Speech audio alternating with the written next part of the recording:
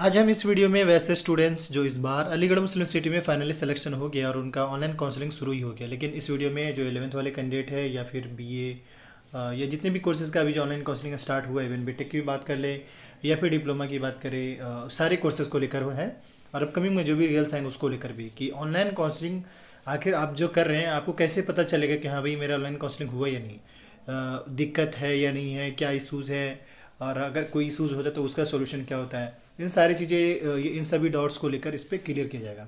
सबसे पहले मैं क्या करता हूँ, एएमयू का official website that is AMU exam controller, simple Google पे जाकर सर्च करेंगे। इसके बाद इस तरीके का office of the controller of exams का आइकन दिखेगा, इस पर सिंपल क्लिक कर लेंगे।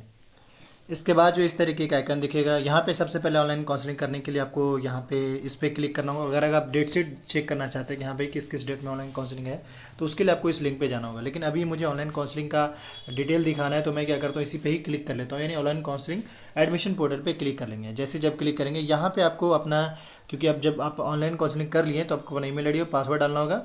उसके बाद आई एम नॉट रोबोट पे क्लिक करके उसके बाद जस्ट लॉगिन कर लेना है। फिर भी किसी स्टूडेंट्स को, कोई फ्रेश स्टूडेंट्स को क्वेरी होता है या इशू होता है तो वो यहाँ पे ये जो हेल्प का बटन है इस पर क्लिक करेंगे। याद रहे हेल्प वाले बटन पे क्लिक करने के बाद ये जो यूजर मैंने उनका आइकन दिख रहा है इस पर क्लिक करेंगे तो यहाँ पे आपको गाइड डाउनलोड करने को कहा जाएगा।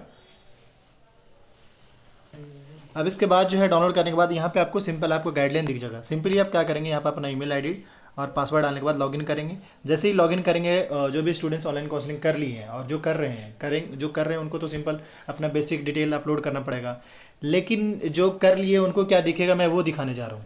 लॉगिन कर लेने के बाद अगर आप अपना आईडी ओपन करके चेक करेंगे तो जिस कैंडिडेट का अगर सबमिटेड का आइकन दिख रहा है, मतलब अभी ऑनलाइन काउंसलिंग किया और अगर उनका डेट अभी ओवर नहीं हुआ है, मतलब वैसे कैंडिडेट जिनका डेट ओवर अभी नहीं हुआ तो उनका अगर सबमिटेड का आइकन दिख रहा है इसका मतलब उनका ऑनलाइन काउंसलिंग हो गया। और अगर मॉडिफाई का आइकन दिख रहा है इसका मतलब ये समझे कि अगर फिर भी आप चाहते हैं कुछ चेंजेस करने के लिए चेंज कर सकते हैं, लेकिन अगर आपने जब डिटेल डाल दिया तो फिर मॉडिफाई करने की कोई ज़रूरत ही नहीं है।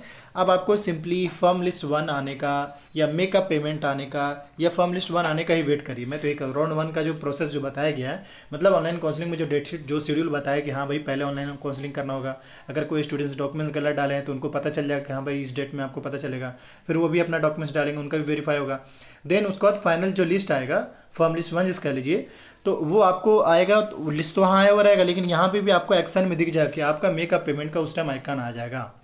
अगर नहीं भी आता है तो फॉर्म लिस्ट 1 में, क्योंकि मैंने कह ही रखा है कि फॉर्म लिस्ट 1 में जो सेलेक्टेड कैंडिडेट उनका नाम आएगा, तो यहाँ पे यूँ समझे कि जिस भी कैंडिडेट ने ऑनलाइन काउंसलिंग कर लिया अगर उनका सबमिटेड का आइकन आ गया इसका मतलब उनका ऑनलाइन काउंसलिंग हो गया। उनको अब कुछ नहीं करना है, बस हर दिन एटलीस्ट आईडी ओपन करके एक बार चेक कर लेना है कि यहाँ पे एक्शन में क्या दिख रहा है। एक्शन में आपको चेंज होता रहेगा, एक्शन में दिखेगा।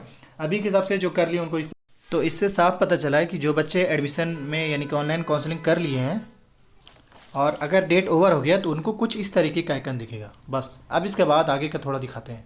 अगर मान लें कि आप ऑनलाइन काउंसलिंग की है और आपका ऑनलाइन काउंसलिंग में कोई इश्यूज़ है तो आपको यहाँ पे दिखेगा कि नॉट पेंडिंग लिख कर आएगा, यहाँ पे पेंडिंग लिख कर आएगा और यहाँ पे एक्शन लिख कर आएगा, यानी मॉडिफाई का आइकन दिखेगा। तो फिर से मॉडिफाई पे क्लिक करेंगे। अब मॉडिफाई पे देखिए, पेंडिंग का मतलब ये है कि आपने जो डिटेल डाला है कुछ चीज़ें छूट गया है, यही इसका मतलब ये होता है।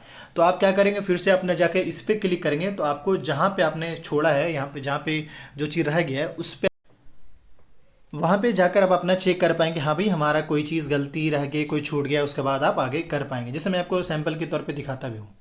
जैसे कोई कैंडिडेट है जिनका लाइक जैसे प्रेफरेंस नहीं डाल पाए हैं, प्रेफरेंस तो उनको चाहिए कि प्रेफरेंस अपना डाल लें।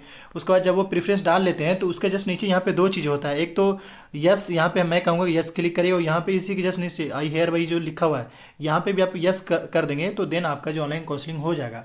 मतलब ये कि अच्छा, अब इसकी बात समझने का मतलब ये कि अगर मान लीजिए किसी ने पीसीबी या पीसीएम चूज़ किया होगा तो उनको उसी के हिसाब से कोर्स मिलेगा, मतलब मेरिट के हिसाब से। और अगर यस दबा देंगे तो अगर मान लीजिए कि आपका पीसीएम चाहिए और आप अगर पीसीबी मिल गया, पीसीबी चाहिए, पीसीएम मिल गया, तो चांस बन जाता है कि चलो भाई आपको पीसीबी मिल जाएगा क्योंकि आपने ब्रांच अपग्रेड करने का आइकन दे दिया, यहाँ पे क्लिक कर दिया, यस कर दिया इसलिए। और ऐसे नहीं किसी स्कूल में ही, आप बीए वगैरह में भी अप्लाई करेंगे और भी किसी भी बीएससी में भी। अब बीएससी में वहाँ पे और अदर पेपर होगा, लेकिन वही बीटेक की बात करें उसमें इलेक्ट्रिकल, मैकेनिकल, सिविल इस तरीके से ब्रांच होगा। तो हर कोर्सेज का अलग अलग दिखेगा, लेकिन ये कि यहाँ पे आपको यस, इस पे यस और इस पे आई डू हेयर वाई पे आप यस जरूर कर देना है। मैं यही चीज़ दिखाना चाह रहा था कि अगर किसी स्टूडेंट का काउंसलिंग नहीं हो पाएगा, मतलब काउंसलिंग के डेट में ही, तो उनका सबमिशन, मतलब अगर कोई चीज़ छूट जाएगा तो आपको यहाँ पर दिख जाएगा कि सबमिशन पेंडिंग आ जाएगा। सबमिशन पेंडिंग आया, इसका मतलब है कि आपको फिर से प्रोसीड वाला बटन पे जाना है और जाते ही फिर से आपको ऑनलाइन काउंसलिंग कर लेना है। तो ओवरऑल मैंने आपको सारी चीज़ समझा दिया। वीडियो नहीं समझा तो एक दो बार और फिर से देख ले, फिर भी अगर किसी स्टूडेंट को क्वेरी होता है तो पूछ लीजिए। मैंने ये बता दिया सिंपल कि जिसका ऑनलाइन काउंसलिंग होगा उनका सबमिशन दिख जाएगा, और जिनका अगर पेंडिंग रहे तो उनको भी दिख जाएगा, और बाकी जिनका हो जाएगा उनका एक्शन पे वैकेंट हो जाएगा, मतलब डेट ओवर हो जाने के बाद। बाकी जैसे जैसे अपडेट आती जाएंगे वैसे वैसे आपको अपडेट कर दी जाएगी। Thank you for watching.